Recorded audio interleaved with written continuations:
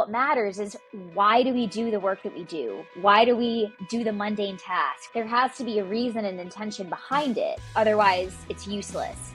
And Yeah. that's where the value is. It's not about objective truth. It's about the perception. Who does the recruiter or hiring manager perceive to be the best? And that's the person that gets hired. The only limitations on your career growth are the ones that you impose on yourself.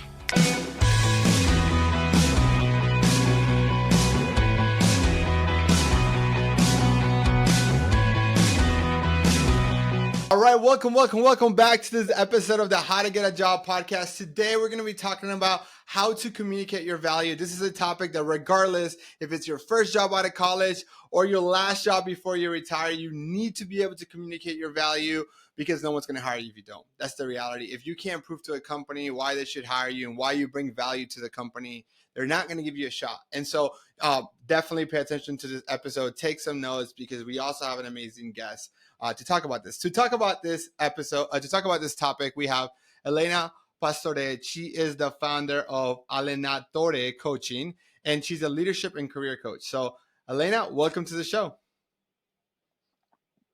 Thank you for having me. I'm really excited to speak to your audience. So, Elena, why is communicating your values so important when it comes to the job search, regardless of what stage in your career you're at? Yeah, so it's really important for a few reasons.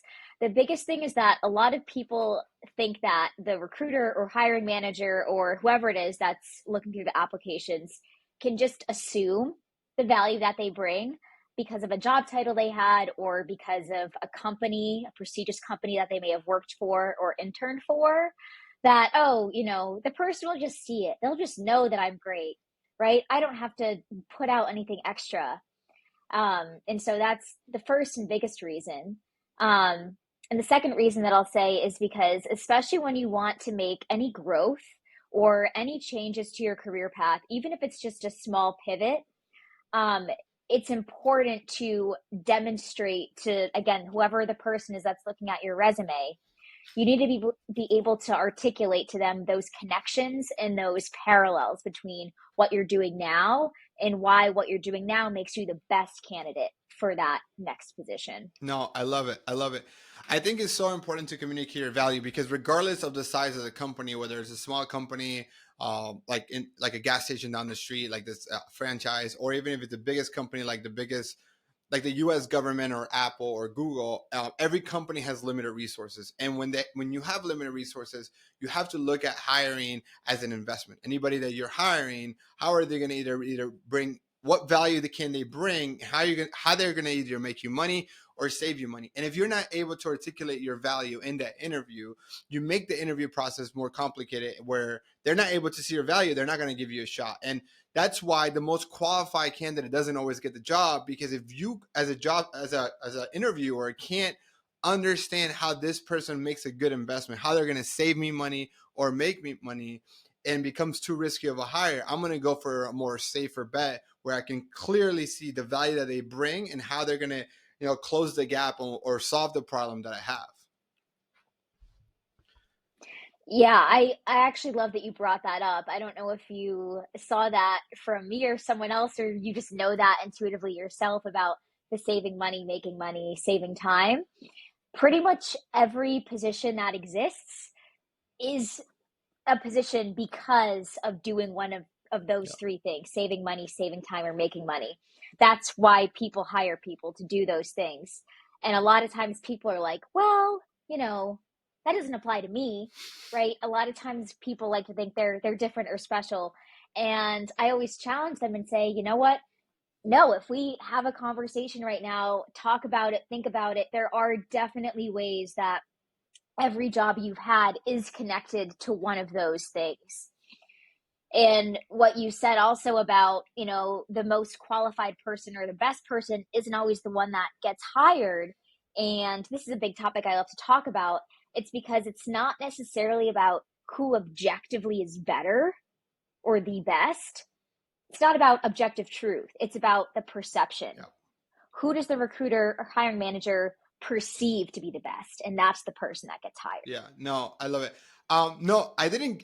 So I've always said that, but I think we say it in different wording, right? And I think it's important because you can always you can always identify how and within a role either make, save, or do a little bit of both, right? And it really depends on the role. Like I joke around and say like, hey, like what is a janitor at did a Disney theme park, because I live in Orlando, does? Like he's actually saving the company money, right? A lot of times it's one, because people are satisfied with how clean it looks. Two is because he's avoiding a lawsuit because somebody doesn't trip and fall in a trash, like in a piece of trash. Like all these little things that you can do to say like, here's how I'm saving Disney money, right?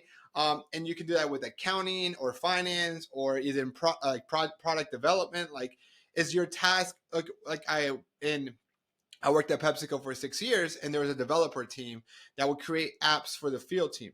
Well, they're not creating apps to be sold on the Apple Store, but they were creating apps to save the field team time.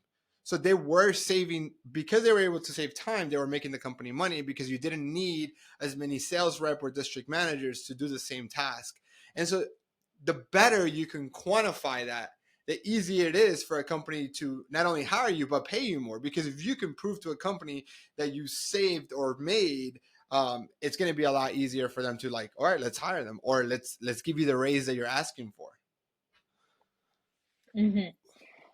Yeah, I love the creativity there and everything that you just said of, the lawsuit with the slipping and falling at Disney, right? And the big thing that a lot of people do or talk to me as a coach is they'll tell me what they did, Mm-hmm. right? Whether it's on their resume or when we do interview coaching, when I mock interview them, people always like to say what they did, but they don't say, why did that matter? Why do I care? How did that make a difference? What impact did that have on your company, the people that you serve, your coworkers, the community, right? That's really what matters is why do we do the work that we do? Why do we do the mundane tasks or whatever the day to day is? There has to be a reason and intention behind it. Otherwise, it's Yeah. useless. And that's where the value is why are we doing this? How is it making the world, our community, the stakeholders better? Yeah, no, I love, and it's kind of transitions to our next topic, kind of within this, is like what you talked about, your resume, and what people talk about what they did versus what they achieved, right? Like I think that's a really good way to communicate your value. Is starts with the resume. Like you're communicating your value throughout the whole process. It doesn't just communicate your value in the interview. If you're not communicating your value from the application standpoint of the resume, through communicating your value in the networking that you're doing, right? All of it, you're doing it throughout. But one thing I will actually just throw it to you is like, how do you communicate your value in your resume? Yeah, so I mean, one great piece of it is what we just hit, which is the numbers Mm-hmm. related to time and money. Have you helped make or save time and money? Um, the numbers are kind of like the proof in the Yeah. pudding. I can say that I saved money, but when I show you how much money I saved or what percentage of money I saved, it becomes much more concrete and much more believable and tangible, as opposed to the person who just says it qualitatively but doesn't back it up with the facts and the data and the numbers. Um, there are lots of other qualitative ways that make an influence in our achievements outside of just the time and money.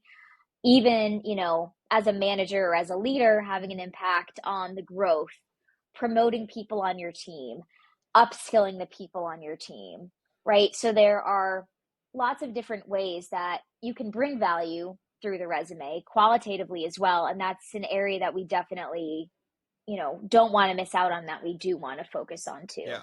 I think one of the biggest mistakes that I see when I'm reviewing resumes is they have a doer's resume versus an achiever's resume.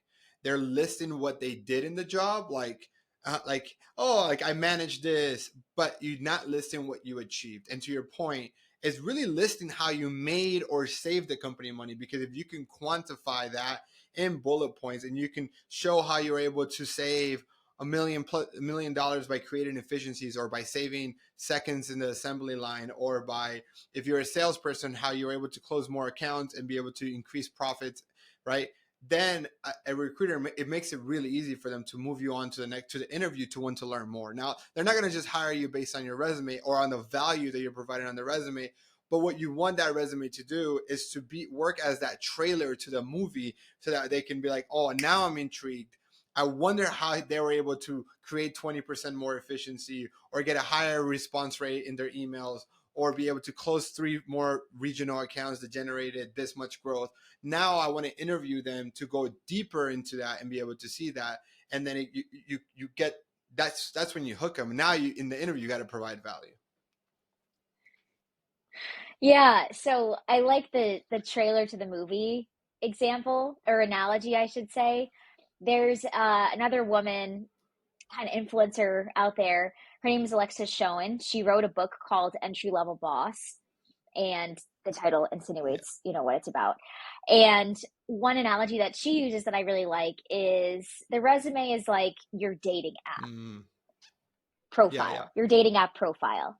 So you want to show enough to get asked on the Yep. date, right? To ask in the next Yep. step.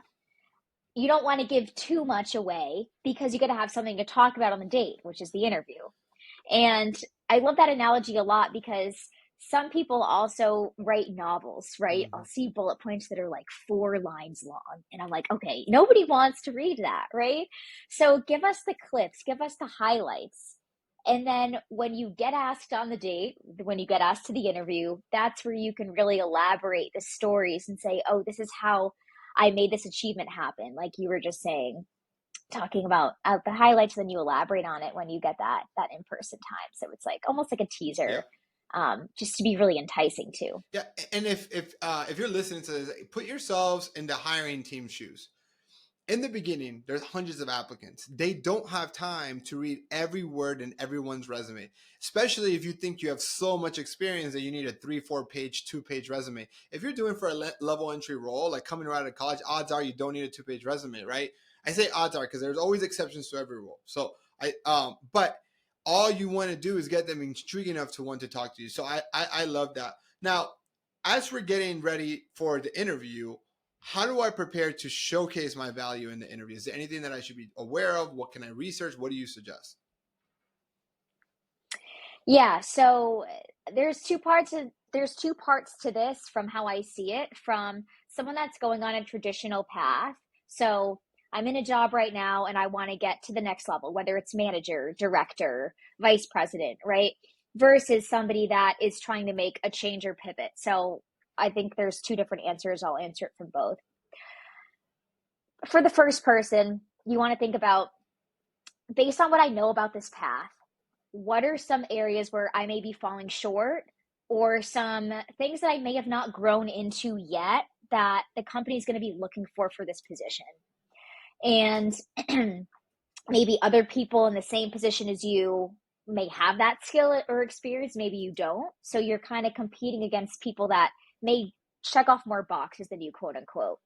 So even if you've maybe had a little bit of exposure to that thing from your current boss, your current manager, your current team, right? You always want to harp on any experience that you do have and be able to at least talk about it.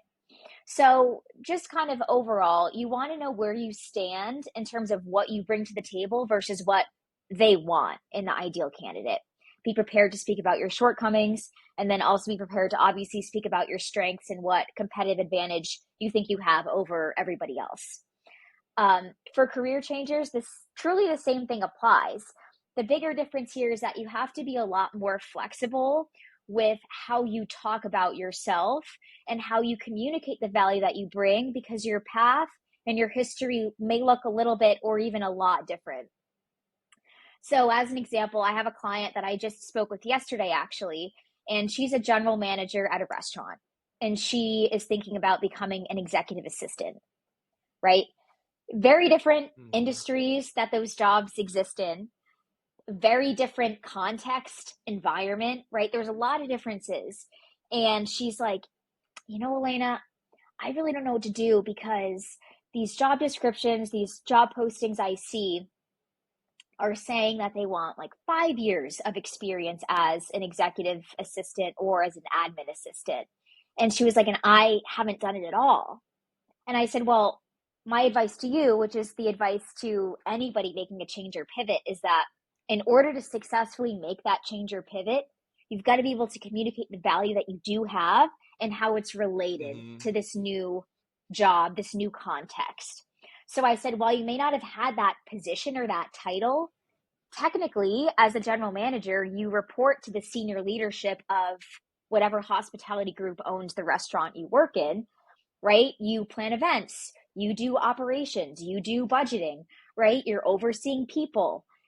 Essentially, it's a lot of the same skills and a lot of the same work. It's just the title, the industry, and the context that's different. And when you can kind of, peel back the onion and kind of wipe those discrepancies away, you can see that there are actually a lot of similarities in between the two.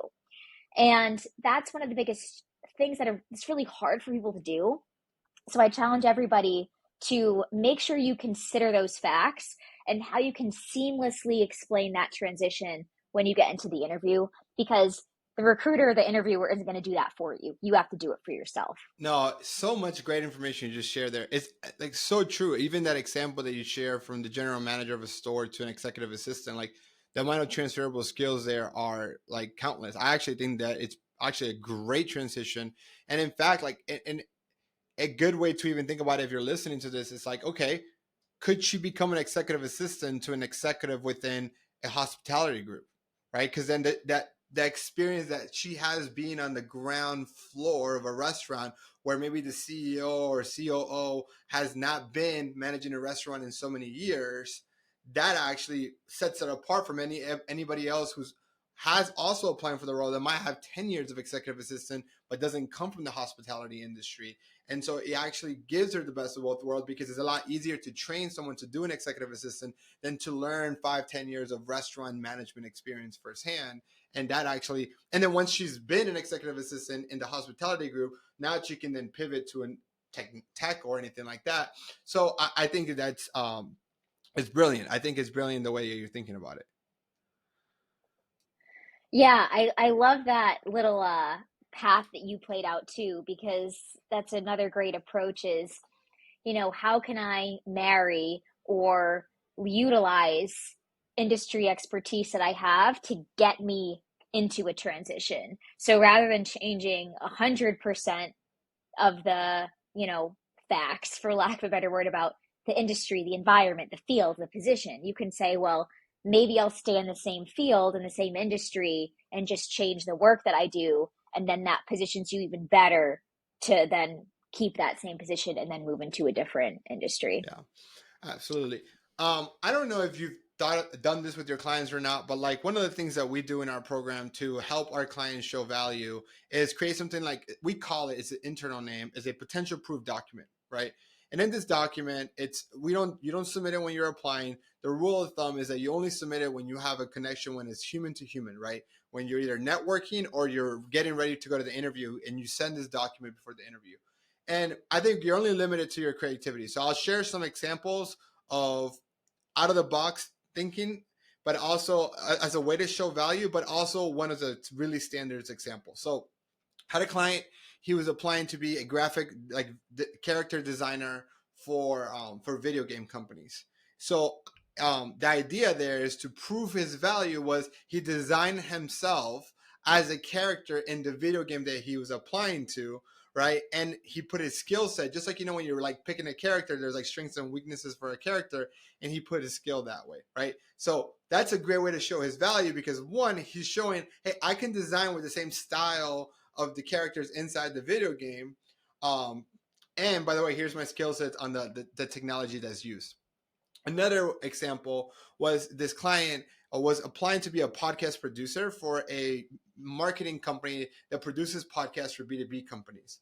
So instead of she created a podcast on Spotify, which is absolutely free to create, and she created a three-part podcast. One is why hire me, two, why I want to work for Sweet Fish Media, which was the company, and three was her interviewing her professor, myself, because she was like doing an internship to do my podcast. This is like four years ago, and another person that she did the podcast freelancing for.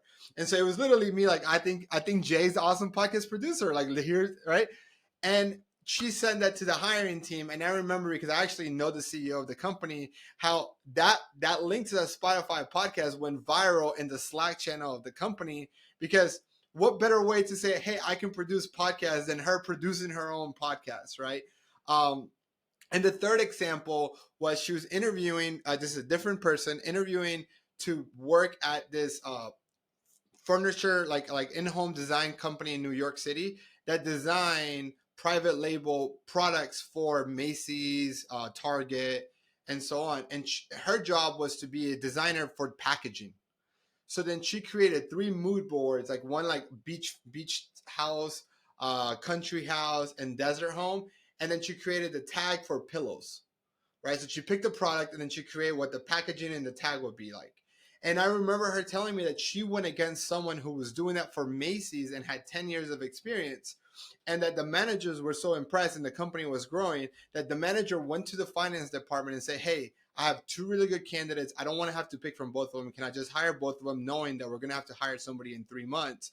And the manager was able to get extra budget for hiring the person. And it's not like, oh, she beat somebody with 10 years of experience. No, like the manager really saw her potential and was able to hire both of them. And so I think like doing things like that, those are like out of the box thinking of ways to show value, can be really impactful in the interview process. Yeah, I love all of those. I think that's awesome and that's really impressive and definitely a great way to stand out. It's like Alex Hormozy and Gary Vaynerchuk have talked about those things a little bit. I don't know if you I or love anyone both of them. listening right Yeah, now. no, I love Hermosi Yeah. and then Gary V, all of that. Yeah. Yeah, so I think Alex actually gave that as an example. He says, I have all these people in my DMs that are like, "Hey Alex, like, let me make some social media posts for you. Let me do this for you." And then he's like, and then you get the one person that says, "Hey Alex, I made these for Yes. you. Yes. Post them, use them." And he said, "That's the guy that I'm going to hire, or that's the guy I'm going to entertain because I'm bombarded with these all day long, just like companies are, and you can't listen to everyone. It's going to be the person that's going to stand out most. It's going to show you that they've already put in the work as opposed to saying, I will Yeah. put in the work." Yeah. So that's brilliant. It's like I know for all you listening, I think it's important to understand is like people respect when you put in the time. And when you take 10 seconds to hit the easy apply button, right? It's the recruiter is gonna do the same thing and spend 3 seconds looking at your resume, right? Like it's like give and take. But when you put in the effort in the front end, right, and you build the podcast or create the character, like it doesn't guarantee you the job, but I promise you they're gonna really look into it. And to me, when you go above and you go the extra mile to add the value, to show them the value, not tell them the value, right? Like I think that's the difference is telling versus showing. And you were sharing that example of Alex Hermosi. The recruiter will actually show you the respect and actually look into it. And it becomes the question becomes why like the not like it becomes why should we not hire you versus why we should hire you, right? Like it's a different train of thought. Like now they're looking for ways to hire you versus looking for ways of, oh no, I found this, now I shouldn't hire you. Next, there's another 300 applications behind you. Yeah, I think that's a great way to put it. Why should I hire you versus why should I not Yeah. hire you? And I've known other people too, stories of people that hire people that have said, I may not have an open position right now, or I don't know what I need you to do, but I know that I need to have you on my team because you've demonstrated Yeah. excellence to me and I cannot let you walk away. So it does exist and it does get noticed, especially for people that have just graduated college and don't have any, real life Mm-hmm. experience, or, may only have one internship or something like that. And then on the other end of it, I know a lot of people that are fully employed with a full-time job and looking to switch jobs, and they're like, I don't have time to do anything. I barely have time to interview, yet doing something like that, being intentional about the time and putting your time to good use will definitely get you Yeah, noticed. no, I love it. Now, Elena, before we wrap it up, any last piece of advice or anything else that we have that you would want to share about this topic before we kind of wrap it up?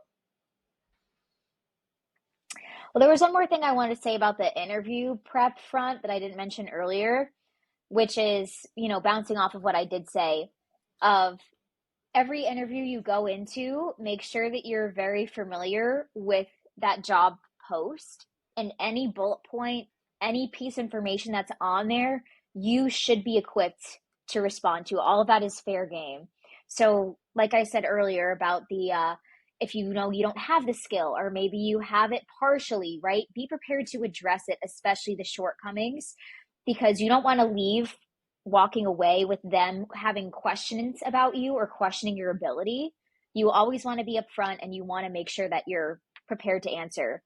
And if the job posting is kind of sparse, because we know a lot of them are, find a similar job at a different company and use that as your study Mhm. guide.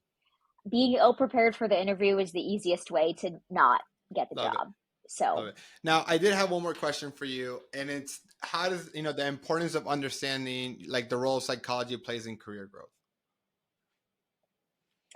yes. So, this is a big one and one of my favorite ones to talk about. The only limitations on your career growth are the ones that you impose on yourself and on the environment. And by environment, I just mean, not the environment is in the earth environment, but the environment is in the world around you, for lack of a better word.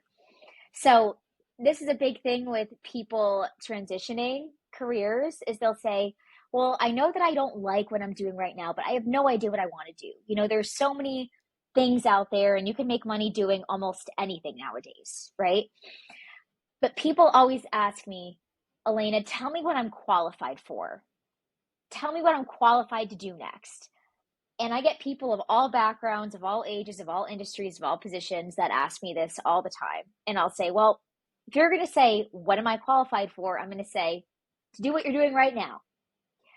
So if you want to do something different, rather than think about, this is my experience, what am I qualified for? Think about, what would I like to do? Or what's something that I would enjoy? What type of environment do I want to be in? From a culture perspective, what type of work excites me? Is it working with people? Is it more technical or task oriented, right? Start as broad as you need to, but try to get as specific as you can.